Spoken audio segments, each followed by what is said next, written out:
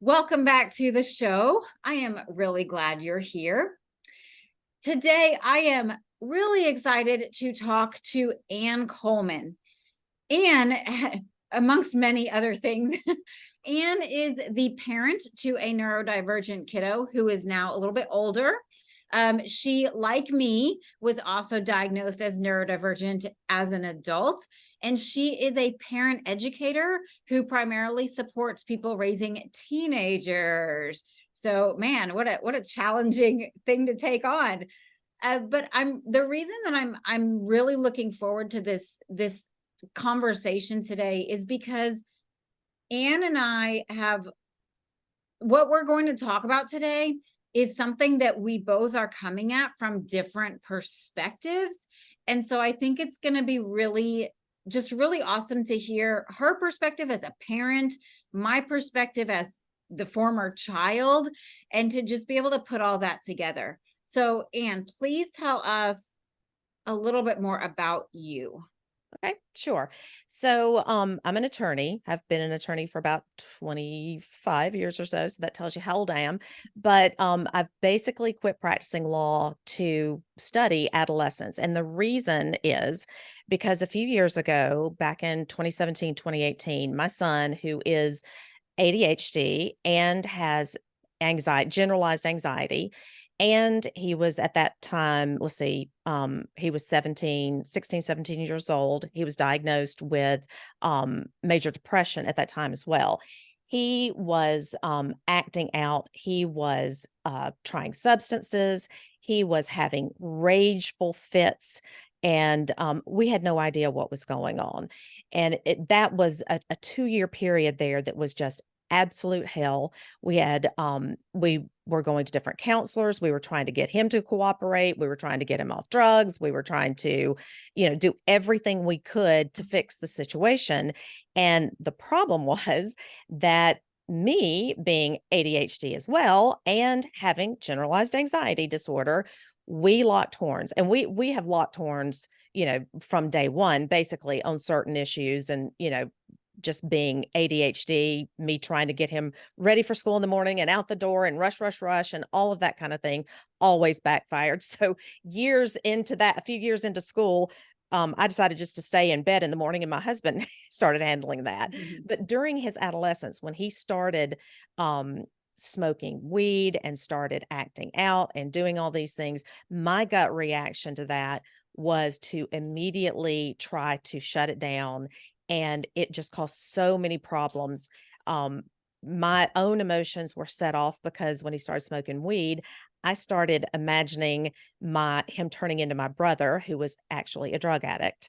So that just went straight to my heart and straight to my brain. And I thought, I can't let this happen. I can't let this happen. So it got all inside me. And we just absolutely had 2 horrible years there trying to figure out what to do next. And he ended up in a psychiatric hospital in residential treatment. Finally, and this is just to make a long story short, and we can get back into it if you want to, but finally at the residential treatment center, a family therapist said, "You know what? You really don't get it, do you? You don't get how to talk to him and how to communicate, do you?" And I'm like, "No, please tell me, what do you mean?" And so he sent me or he told me to go buy a book called No Drama Discipline by Dan Siegel and Tina Payne Bryson.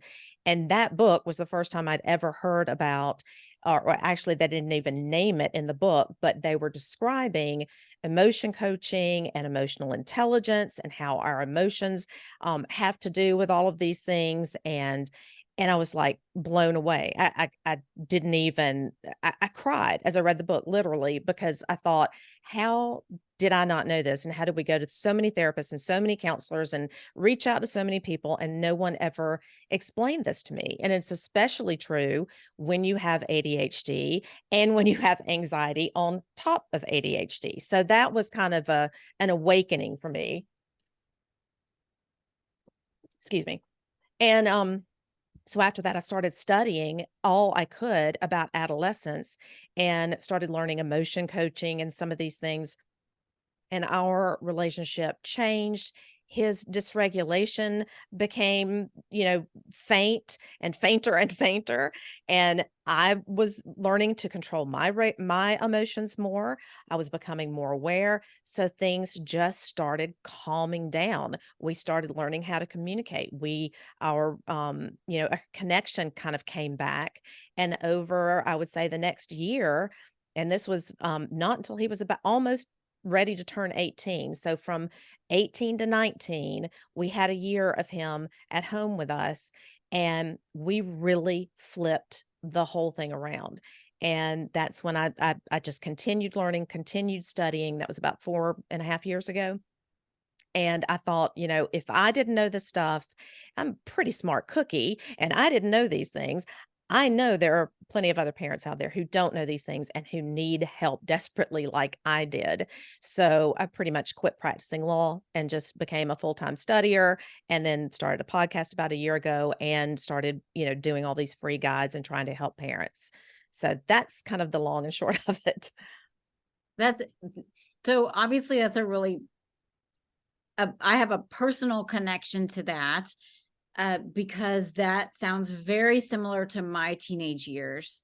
I my childhood kind of fit into two pockets. When I was little, younger than what I have memories of, I was physically aggressive. I was running away. I was having meltdowns.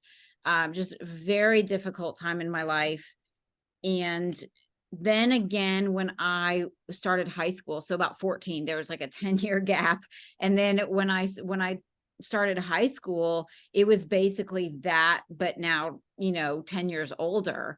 And a lot of the things that you're mentioning that your son was doing, it was the same for me. I was smoking pot, I was smoking cigarettes, I was drinking, I had a friend whose parents did not have a lot of uh rules or Yeah. structure or anything like that. And so basically I would say that I needed to go, for example, I needed to go pick her up from a party because she couldn't drive home. Yeah. And really I was just going to the party. Yeah. So a lot of things like that were happening. I was sneaking out in the middle of the night. I was very angry. I was also very depressed. And I also remember the feeling of telling myself that my feelings were not valid because there were so many kids in the world that had so much less than I did and were Mhm. in such much more difficult situations than I was.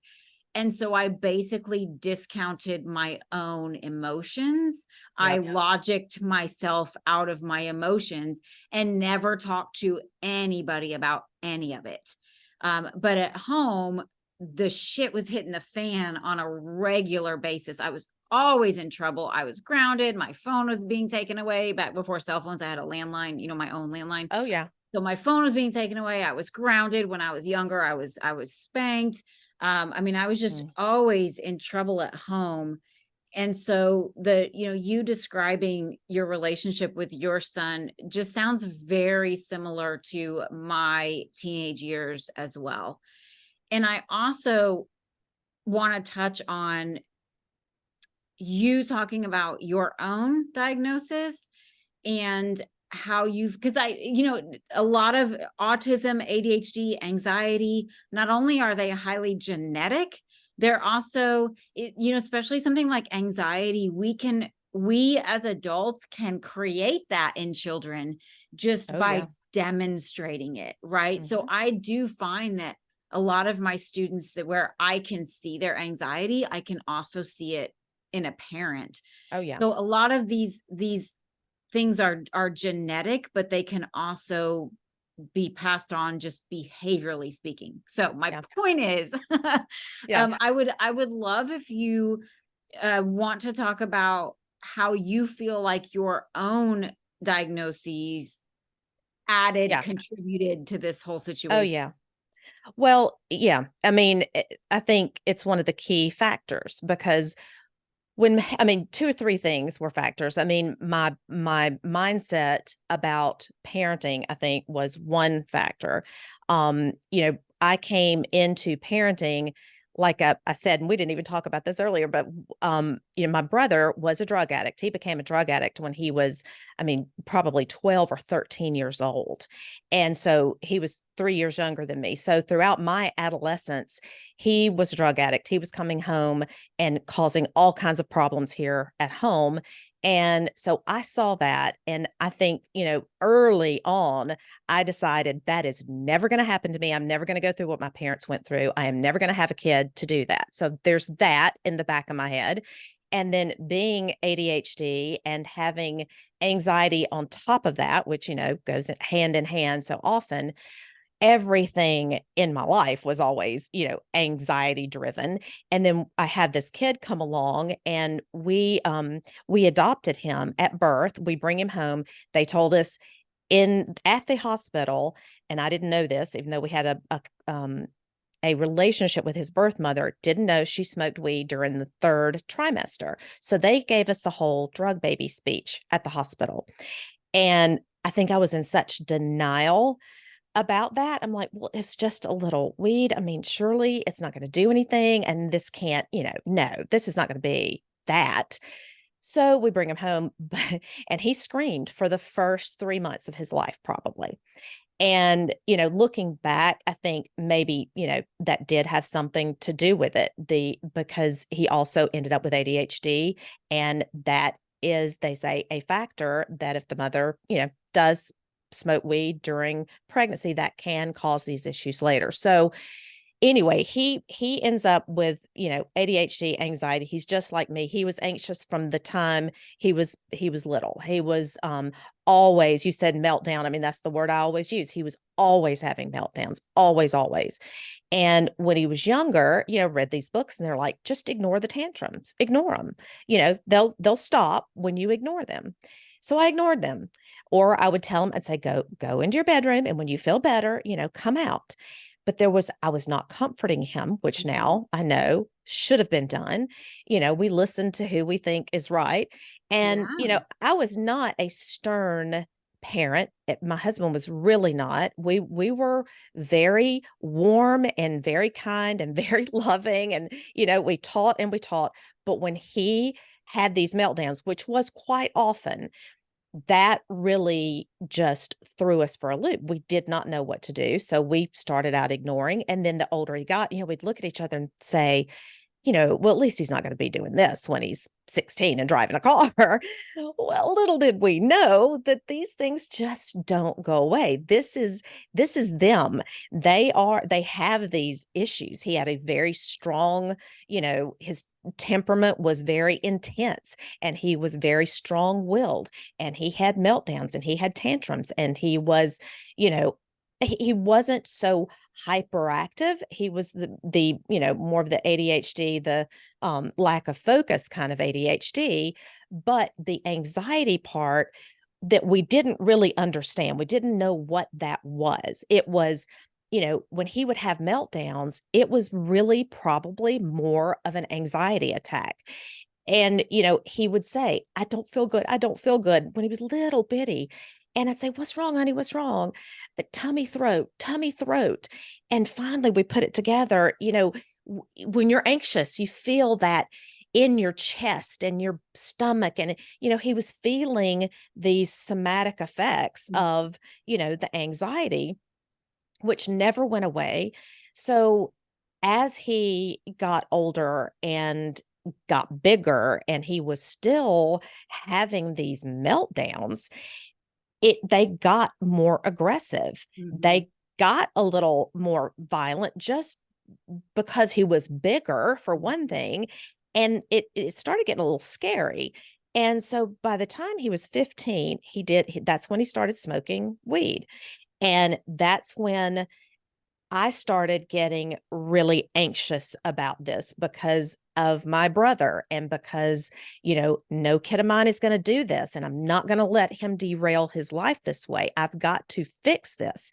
And so at the same time, I'm getting input from a couple of friends going, oh, you got to stop this. You got to put an end to this. So it was reinforcing that whole mindset of, you can't let him get away with this. You can't let him do this. It's going to ruin his life. And, so I started clamping down and started punishing, which I'd never done before, nothing like this. So, it was, you can't go anywhere, or take away the phone, or, do all these things, because my anxiety was telling me, and this parenting mindset was telling me, you got to put an end to this. You got to stop it.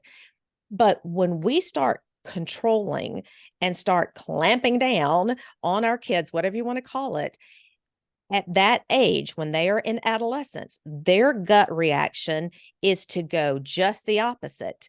And they come back at us with rebellion and fighting back. And it becomes this circular deal, because then they're pushing back and you're pushing back.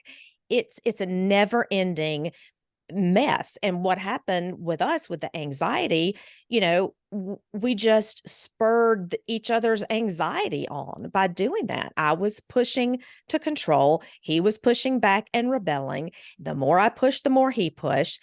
And the more you push, also, the more underground they go with their behavior. They start lying, they start hiding it, they start sneaking out, they start doing whatever they want to do, because you're punishing them anyway. And they're like, well, screw it. I mean, I'm just going to get in trouble no matter what I do. They don't feel they can do anything right.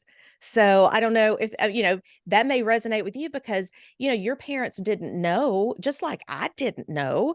They didn't know not to do what they were doing. They thought they were trying to, probably save you from yourself. And so you lock it down. So parents don't know that there's another way to do this that's better. And I didn't learn that until he was almost 18 years old. Yeah, I really relate to what you said about um that they start going underground, right? That's where you get kids who start lying, who start hiding things, who start, like I was sneaking out. I was lying to my parents about where I was, because yeah, I'm going to do what I'm going to do. And I'm a clever person. I'm going to figure out a way to make it happen. And yeah, the lying, the sneaking around, and I with anything, whether we're talking about kids or really anything, when you have two people who are at opposition, what happens is both of them become even more set in their perspective and their frame of mind. And so you end up with these two people getting even more polarized from each other. Exactly. And then you sometimes get, so I've even seen this with two adults who are trying to support a child. It could be two parents, it could be a parent and a teacher. I'll even say I used to be a step parent, and this happened with me and my ex-husband. Yeah. That when I would try to have some structure and some, natural consequences, he was completely tolerant and allowing. And we both felt like the other person was not doing what we thought they should do. And Sure. all that happened is we ended up getting further and further Oh, and yeah. further apart. So Oh, yeah. I would see something happen and say, there was no conflict, right? So I'm going to come in and I'm going to say what I would normally say or do. And then he sees that and thinks I'm being too strict. And so he's going to come in and be really Yep. accommodating and, coddling. And so you just end up with two people that get further and further apart, and you really start to degrade the relationship. Oh, yeah. I mean, that happened with me and my husband. I mean, we did the same thing. He was much more complacent, I guess, about it a little bit, and much more tolerant. And he and I, and it was really, he was right and I was wrong. I mean, in retrospect, the way or he was more right, I would say, than I was. I was pushing for this, tough love, and we have to stop it. We have to stop it. And he would be, saying, we need to talk. We need to discuss. No, we don't. We need to stop him from doing this. So we were at each other's throats. My son was seeing that too. Mhm. So, it was horrible. But, the thing that parents don't understand, and this is what I learned, by studying the adolescent brain and studying the changes that it goes through, that when they hit puberty and their brain starts to change, they feel as if they are almost as adult as we are. In their head, they feel like an adult. So when we start telling them or keep managing them the way that we did when they were younger, and we keep telling them what to do instead of discussing things with them, their autonomy is threatened. And they want more than anything at this age to have that autonomy.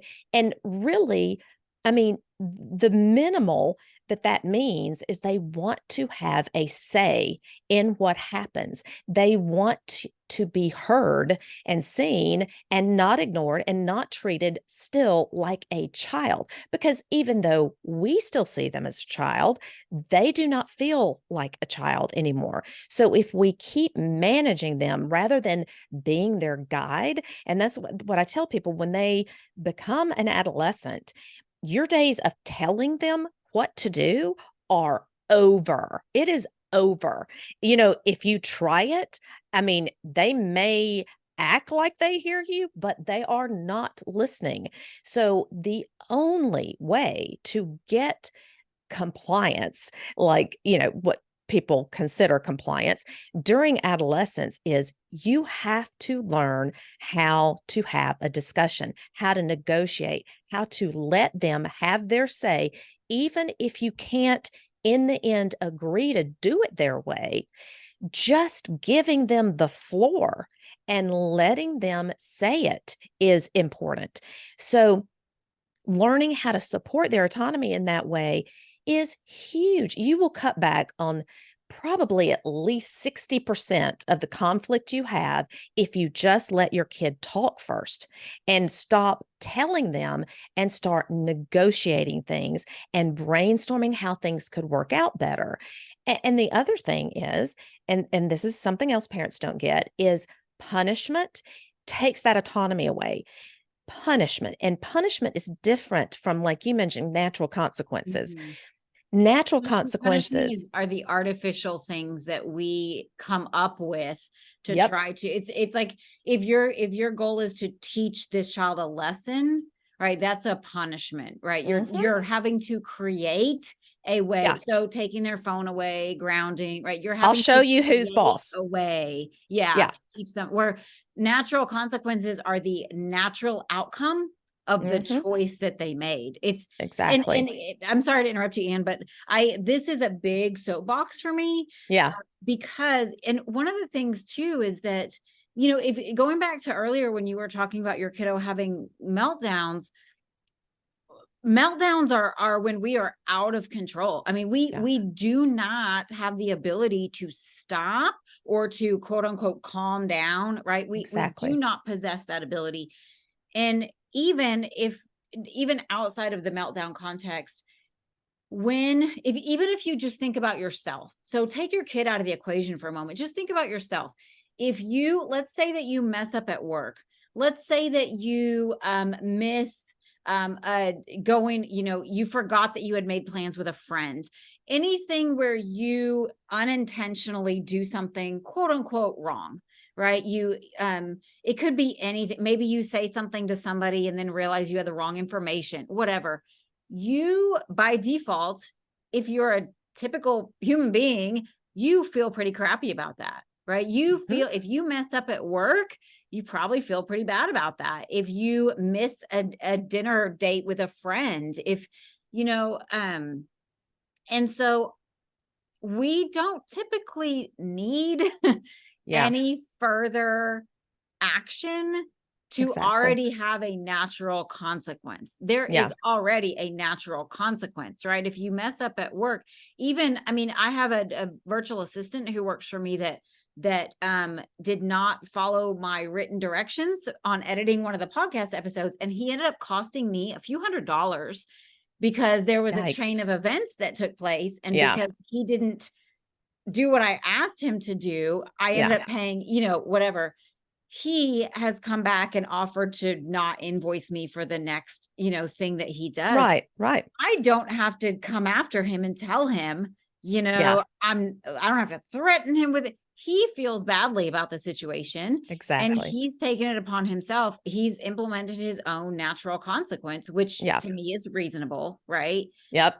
But I think even sometimes I'll even ask the kids if something happens, and I'll say, what do you think might the consequence of that might be? Sometimes they will say things that are much more severe than I would have Exactly. even said. Exactly. And that's what parents don't realize, that when you discuss these things with your kids, sometimes they will absolutely come up with worse.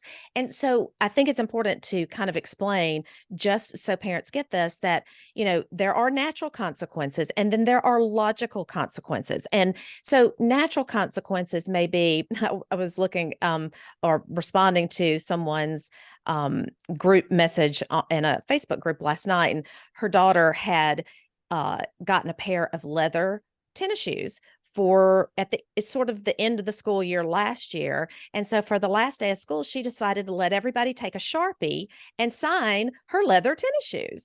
And now she wants a new pair of shoes for back to school. And these were basically brand new.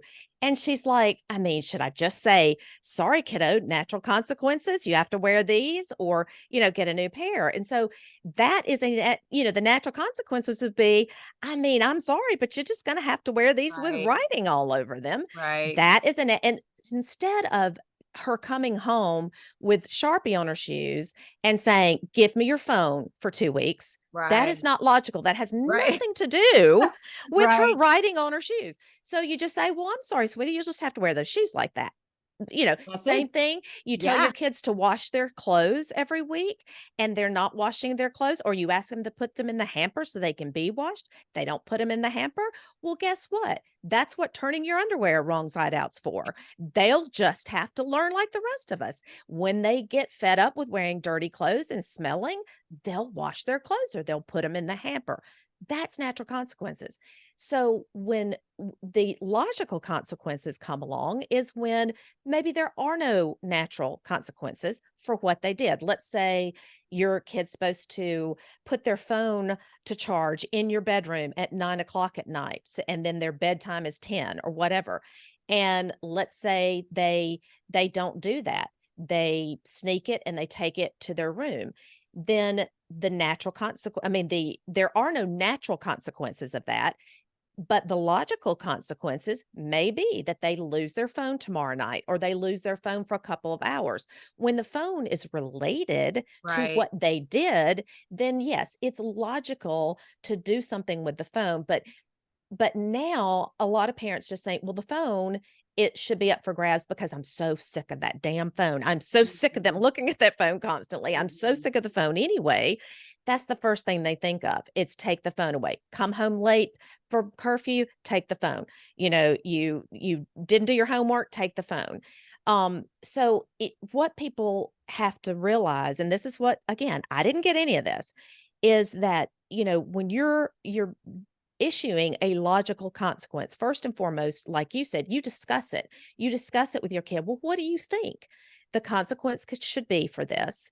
And then, if they can't come up with anything, then, you can throw some things out. But it's so important to try to agree on it. If you can't agree, of course, you have the final say, but getting their buy in is so much more important, because then they won't bitch about it the whole time Mhm. that it's going on. Which brings up another point. Some people say, again, one of these Facebook groups, somebody, their kids had gotten into a fight or something, and she wanted to take away or keep him from playing football for the whole next season. And first of all, I didn't think it was that big a deal what he did. But second of all, when you start issuing consequences that are so far out in the future Mhm. that your kid doesn't even, I mean, there's like no hope for them to possibly get that thing back, or it's something so big like you take away prom or you take away a graduation party or something like that. You're leaving your child in a position of complete hopelessness. Now, Mhm. what do you do when you're hopeless? You act out. Mhm. You say, "Well, screw you. I'm just going to do whatever I want to then. Yes, If I'm absolutely. not going to have that anyway, I mean, I'll just go get drunk and smoke weed and stay out late and do whatever I want to. Screw you, parent." And So, that's in yeah. the school system when kids are on the visual reward systems. So when Mhm. I was a kid, it was the card pulling or Oh, yeah. popsicle, whatever. If you have a kiddo who's already at the bottom by 10 a.m., you Yeah. think they're turning that around? Yeah. Absolutely Exactly. not. It's like a Exactly. free day now, Oh, right? yeah. It's 10 a.m. and I've already bottomed Oh out. my god, yeah, we could talk for hours about Let's the see what school else thing I'm and how gonna that do. works. Yeah. Yeah, well, and That's it's a like yeah. expelling a kid or suspending a kid, same thing. I mean, do you think expelling a kid makes them wanna behave better? I mean, they've got free days off of school. So, yeah, I mean, it's we have to be you have to think like your kid. You have to have empathy for an adolescent, for someone with ADHD, for someone with anxiety, for someone with depression. You can't come at kids that have these different issues like, first of all, like a neurotypical kid. It's even more empathy that you have to have for what they're going through. We have to have empathy for that as a parent. We have to understand how that works. And then we have to change our behavior to help them with their behavior. And that's where, I was so screwing up because, trying to clamp down, trying to correct him in the middle of a meltdown. That was another thing I did. When your kid's melting down and acting out and they're in the middle of it, I would try to make that some kind of teachable moment. I mean, I don't know what, and my husband knew better. He did. He would tell me every time, "This is not the time, and this is not the time." And I thought, "Oh, yeah, it is the time. It is the time because that's he's doing it right now, so he needs to know." Yeah. Well, So then that's yeah, when you have the goal of making it stop now, exactly. versus so my intention with my students is always I actually don't care if it stops now or not. My intention is how do I keep it from happening again next time, whatever the Yeah. situation may be. And for some reason, the example that keeps coming to mind is as we're recording this, I am at the very end of our in-person services. Mhm. And one of the things we have some different rooms in the office that we've been in, and we have one room that specifically has no furniture because it's where the kids go when they want to pretend play. So they're running Oh, around, they're crawling on the floor, they're doing yeah. whatever. And a lot of times in that room they'll like be banging into the walls, and there are windows and blinds and things in there. And so sometimes I'll go in there and I will just say, what do you guys think might happen if you keep banging into the walls or if you keep messing with the blinds? I'll just ask that question. What do you think might happen? And then they will say, this is even elementary kid, they will say Yeah. something like, we won't be able to play this game anymore, or we'll have to leave this room. And I'll just say, okay. And then I'll turn around and leave them alone. Right. So Yes. at no point am I giving them a consequence. At no point am I telling them what to do. Yeah. But my goal is, okay, from now on, they're going to just think a little bit differently about how they're Yes. playing. And then next week and next week and next week, they have that in their mind, right? So my Yes. goal isn't to try to stop this thing right now. It's how do I keep it from happening again? You Yeah. know? And even this week that we're recording this, I've had a couple situations of students being rude and inconsiderate to other students. Mm. And I just, the natural social consequences that everybody who observed that probably won't want to hang out with you for the rest of the day. I'm just going to assume.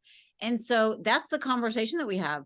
There's no punishment. Nobody Right. ever gets in trouble in my program. There's no such thing. Yeah. But I just want you to understand that the natural social consequence of being rude to somebody is that everybody else who saw that now has a different thought about you, right? And Yes. will probably choose someone else to hang out with. Um, so it's just I think it's playing the long game, right? It's Yeah. it's being able to look at a situation and think about I'm not trying to control what's happening right now, but what can I do that would hopefully help that child make a different decision next time? And even another thing that I wanted to add was when you were talking about the example about a kiddo is supposed to, turn in their phone at 9 o'clock and they don't. I also think it's so important to figure out why certain things happen. For Yes. example, the phone situation, was somebody texting them at midnight? Yep. And they felt responsible for, responding to this person. Were they getting way too caught up in something online? And maybe we need to have some parameters and conversations about that. Were they looking at something they shouldn't have been? And that's why they were doing it at 10 o'clock at night. Absolutely. I think Yeah. you even made the comment about coming home past curfew. There was a time where I was in high school. I think I was a junior or a senior, and I was out with this guy that I was kind of dating, and he was older than me, and I was supposed to be home by midnight. He ended up taking us to a party to pick up a friend, but this was 20 minutes away from the town that I lived in. Yeah. And this was before everybody had a cell phone. So Hmm. I didn't have a phone, and I could tell that I was not going to be home on time. He Yep. was not really concerned about it. He was older. He didn't have a concept of curfew. Yeah. Sure enough, I get home, and I also know that when I get home, my mom is going to be very upset, Oh, yeah. right? So I actually got very anxious, and was when I walked in the front door, my mom was waiting up for is Oh my God, this is so 20, 30 funny. Yeah. minutes late, Yeah. but I lost it Yeah. because I was so upset about being late. I Yeah. just started crying. I mean, I Oh my lost God. it, and I was uncomfortable in the situation that I was put in. It Yeah. was just not a good situation all around. And I Yeah. will say, to my mom's credit, she never Never mentioned fussed. it. We just I had my shit fit, Yeah. and Yeah. we just both went to bed. So That I is think, so interesting like, that you her being gave that able to example. recognize, right? I Yeah. don't need a consequence. I've already had Right. my own Right. consequences. Yes.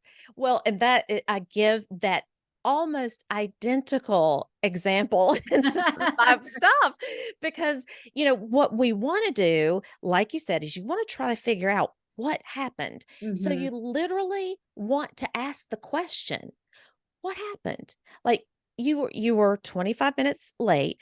Instead of doing what I would do and some people would do is get yourself all worked up because your kid is late and you're going to scream at them the second they walk in the Mhm. door. Where have you been? What have you been doing? Oh my God, you smell like alcohol. Blah, blah, blah, blah. You go, what happened? Simple question.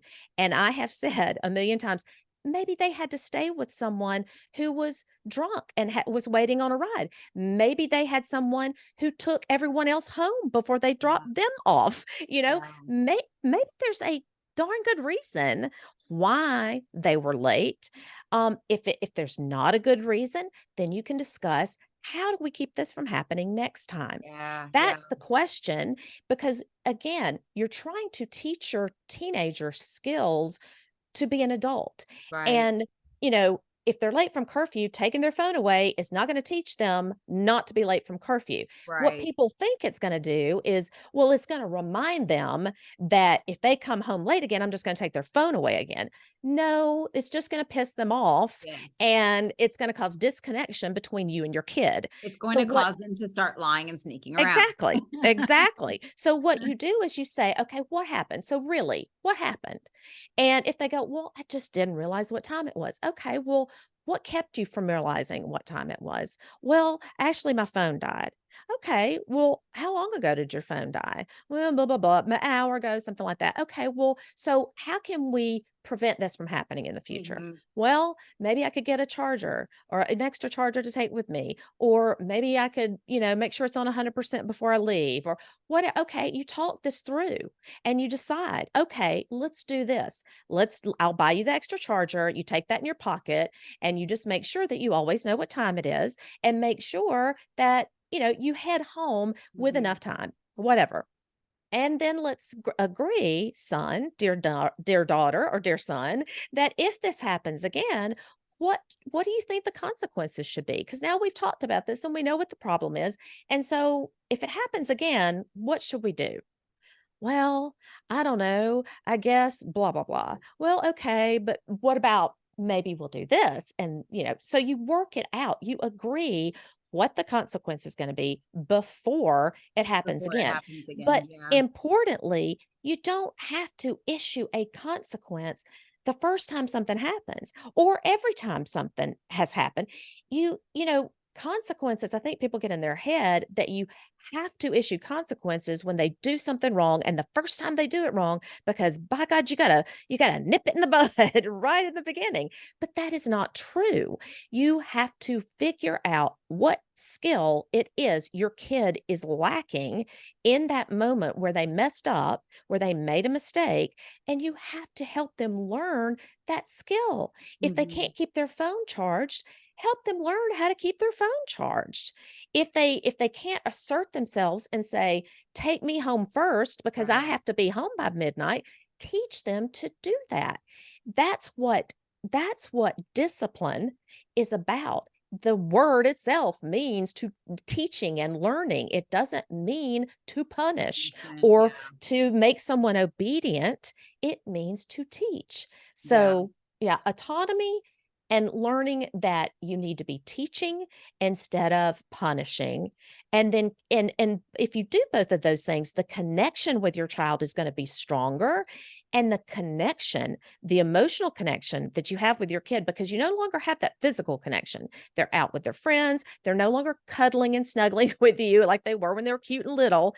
So that emotional connection is all you have to be able to keep your influence in their life, for them to want to live by your values and what you think is right, and to not want to disappoint you and all of that good stuff.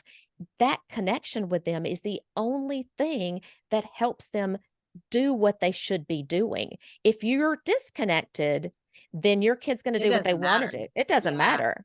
Yeah. So, it's over Red Rover. You can't physically make them do anything. You can't make them go to school. You can't make them come home at a certain time. You Yeah. can't Yeah. make them go get a job. They have to want to do those things because they're too damn big to make to do anything. So it's all about working these things so that they want to cooperate, so that they want to learn from you.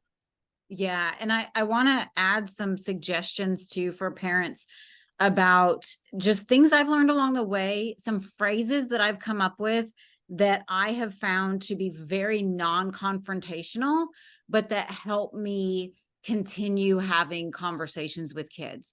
One of them, and sometimes what happens is that phrases that are neutral, because of the way they get used, develop a negative connotation. You're So so one right. example is, what were you thinking? Oh, yeah. Right. So phrases that are neutral can develop a negative connotation. So here I'll share the two that I use with kids the most, because they don't have a negative connotation, but they, in addition to not having a negative connotation, they also help the kids feel more comfortable talking.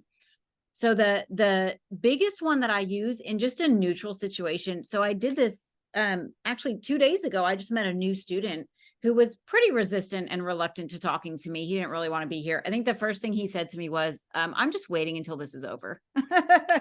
um, but Bless his once we heart. started talking and having a conversation, he would mention something, and what I would say to him is, "Oh, tell me more about that." Yeah.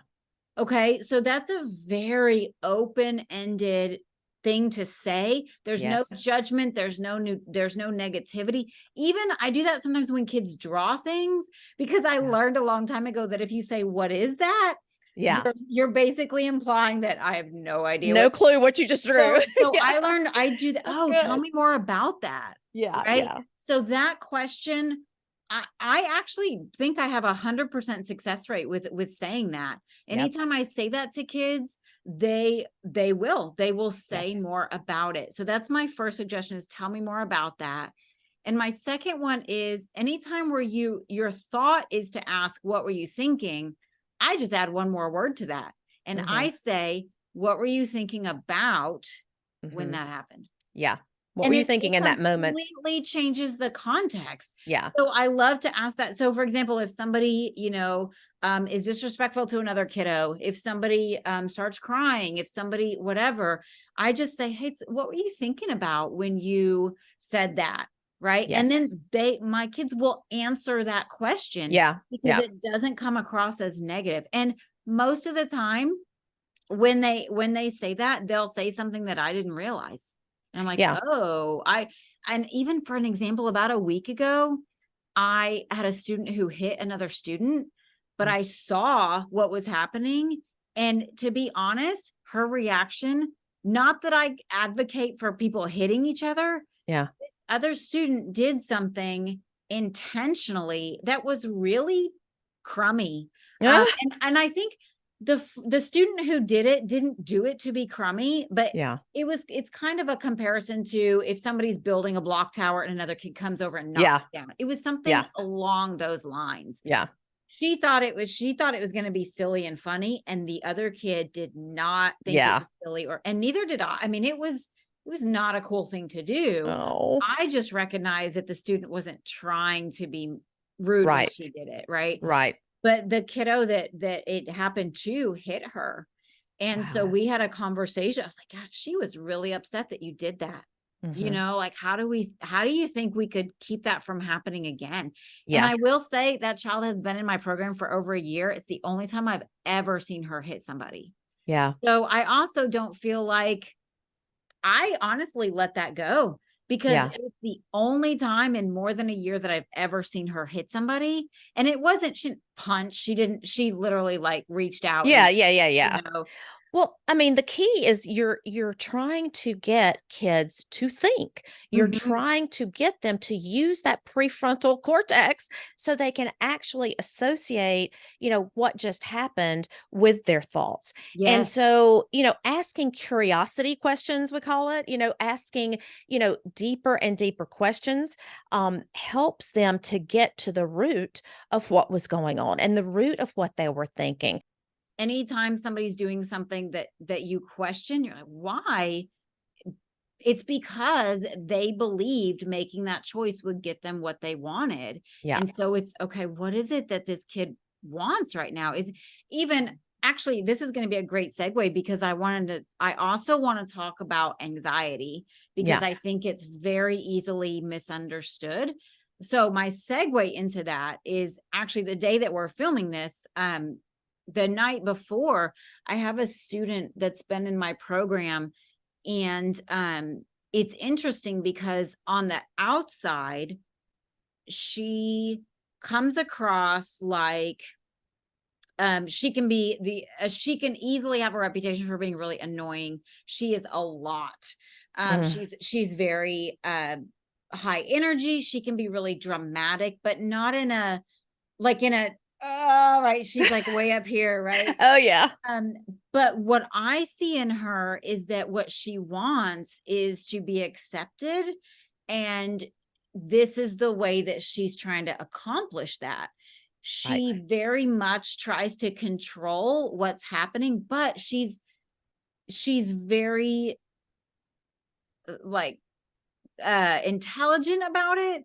So she doesn't, you would not watch her and realize that that's what she's doing. I just know it because this is what I do and this is what I've been Mhm. doing for a long time. Mhm. And so last night what was interesting is I could tell that she was trying to battle me for authority, right? And Yeah. so typically I don't really care. I Yeah. I do not need to prove that I'm in charge because the truth is I'm never in charge.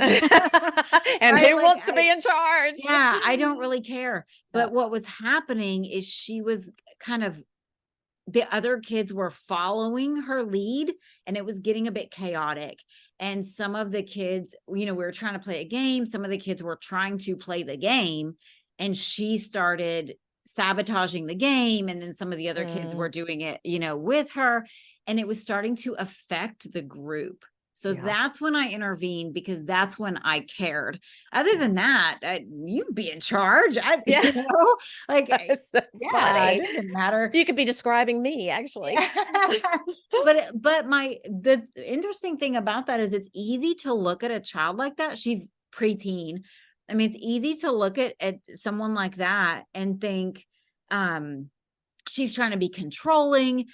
She's being really difficult. She, won't listen when I'm asking her to do something. She's very extreme. She's a lot. But what I can see in her is that this is a child who's so anxious, socially anxious about not fitting in, that she is trying to make her own place in the group. She, Yes. instead of fitting in with everybody else, she's trying to become the leader. Yeah. And she's very effective at it. But my point is that it is coming from a place of anxiety, which Yes. most people would not recognize that. Most Right. people would think like, God, this is annoying, Yeah.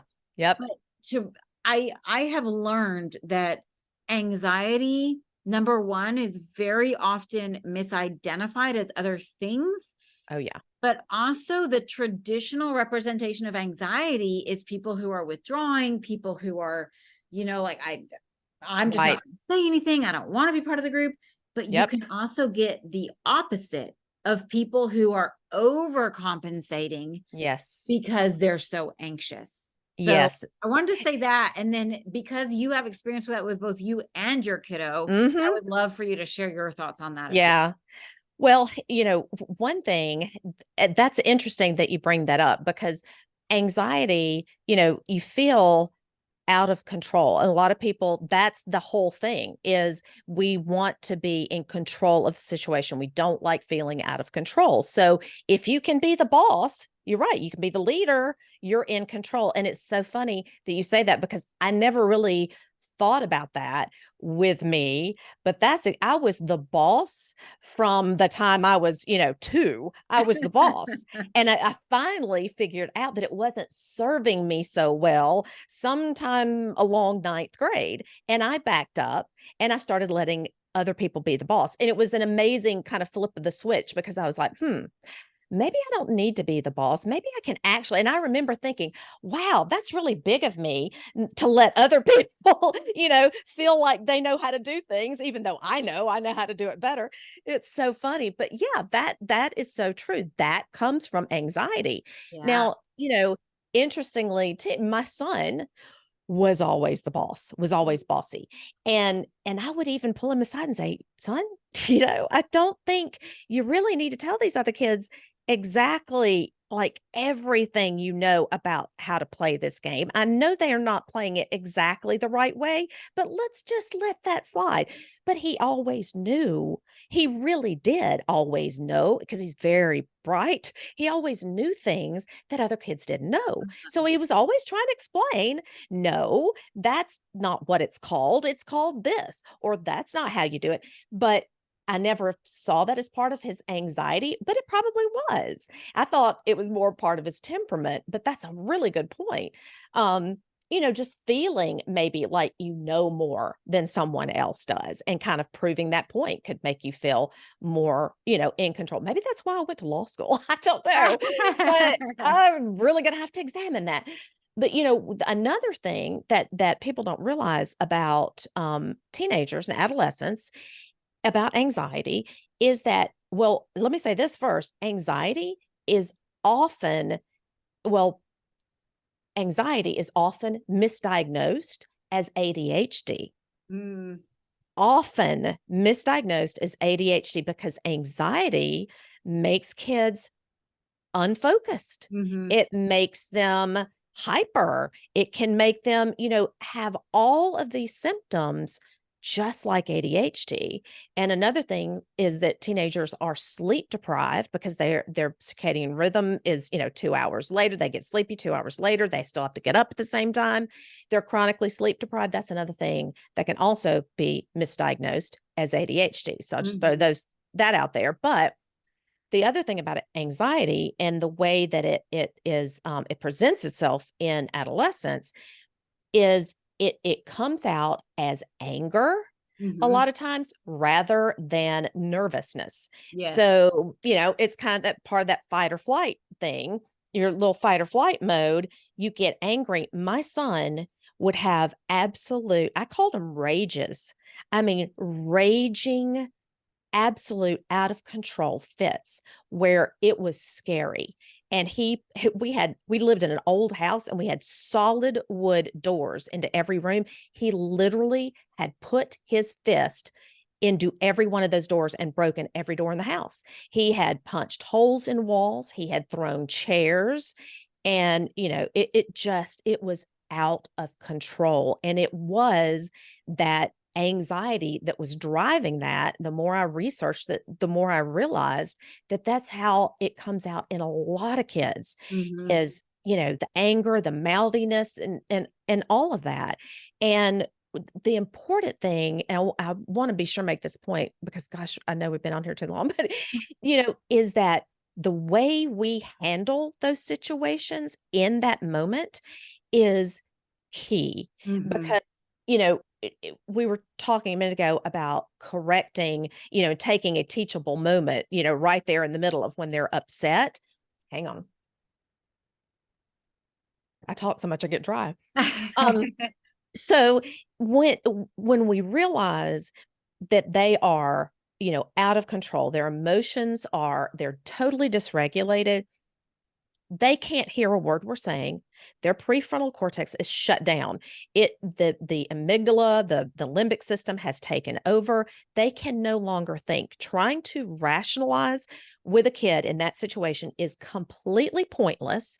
And what it does is it fuels their emotions even further. It will make them try to keep convincing you that they are upset. If you start saying, calm down, it's not that big a deal, it's going to be okay, whatever you're saying to them, even if you're not trying to say, stop what you're doing and Mhm. don't punch a hole in the door, any of those things, even if you're trying to calm them down, what you're doing is you are invalidating. You Mhm. said this earlier, you're invalidating how they feel in that moment. You are telling them basically that they're stupid for feeling it because they should calm down. It's not that big a deal. You'll get over it. I didn't like her anyway. Whatever it is that you're saying to them, stop it. Let them get it out. Now, if they're destroying property like my son was doing, you either need to get out of their way or, really that's about all you can do. Trying to validate their feelings when they're beating walls in is not going to do anything. You just need to let that simmer down first, but then saying to them rather than calm down, look, I get it. I get it. I get that you're angry. I know what he did or what she did or what you saw or whatever has made you totally angry. And I'm so sorry you're feeling this right now. Or whatever you can say in that moment that lets them know that you understand what they're feeling. And you can even throw the word out there for them because kids at this age are not so emotionally aware that they even know what it is that they're feeling. And Mhm. this rage and this anger, it could be the nervousness, it could be that they're anxious and they're having, or if they feel embarrassed deep down about something, something has made them, feel this way, you need to help them get to that. So when they're not beating indoors, you can ask the curiosity questions like you were talking about, and instead of saying, what happened, you can take it a little easier and just say, what's going on? What are you thinking right now? Like you said, and try to kind of fish till you get to the bottom of what's going on so you can figure out what it is they're feeling so you can Yeah. give them an emotion word. And that is what is going to help them calm down. Once they know that you're in there with them and that you see it and you validate it and you acknowledge they have a right to feel that emotion, that they shouldn't, stop feeling it. Then later, when they've calmed down, you can correct the behavior. You can say, look, I understand you were upset. I so get it. We just can't, or not we, because that's condescending. You just please don't beat the doors down next time. Bringing Let's a not. different solution. Yes. But yeah, if you can give them that moment, to calm down, validate their emotions, and then even comfort them in some way, putting a hand on their shoulder, a hand on their hand, that even helps the oxytocin, in their brain. So it helps them to calm down. But you're not Mhm. going to get anything done while they're in that stress-filled, anxious moment. There is no talking about what they've done wrong or Mhm. how they can do better next time. It is about getting them calm, and then you can move on to that part. And that's, if you want to know more about that, really, it's called emotion coaching. And John Gottman, who also invented the Gottman method of marriage counseling, really kind of discovered emotion coaching as a parenting style back when he was doing experiments on kids and parents. So his book Raising an Emotionally Intelligent Child explains emotion coaching, and it's just that made all the difference in the world to me and to us with our son. So it's amazing. So, Anne, before we go, I would love for you to give an update on your kiddo. Oh, okay, sure. Yeah, well, he is 22 now, so he's not even a little kid anymore. Makes me sad, but he is living and loving life in Colorado. He still has anxiety to some extent, but back when he had it bad and he was, having rages and throwing up in the morning, it is nothing like that. We have a very good relationship. We can talk about everything, and he tells me all kinds of things that sometimes I don't even want to know, but we have a great relationship. It is quite possible to get through these things with your kid and move on to the other side. And, we are a living testament of that. So That's I'm very happy about it. congratulations. Thank you very much. Okay, and please tell everybody where they can find you online. Okay. My podcast is called Speaking of Teens, and it's speakingofteens.com, or it's available in all the major apps, all your podcast players like Apple and Spotify. You can also go to speakingofteens.com to the webpage where we have the podcast, and up in the right corner is a free resources tab where we have all of our free parenting guides, and I talk about emotion coaching. There's all kinds of stuff in there, emotional awareness for parents. So please come visit, get your free parenting guides, listen to the podcast, and I'm happy to help if anybody wants to reach out. Awesome. And thank you so much. I'm really happy to hear your story just about how you were able to reframe and do things differently, and also your kiddo's story and how he's doing so well now. So thank Thank you for you. sharing both of those with us. I appreciate the opportunity. Thank you everybody for being here, and I'll see you again next week.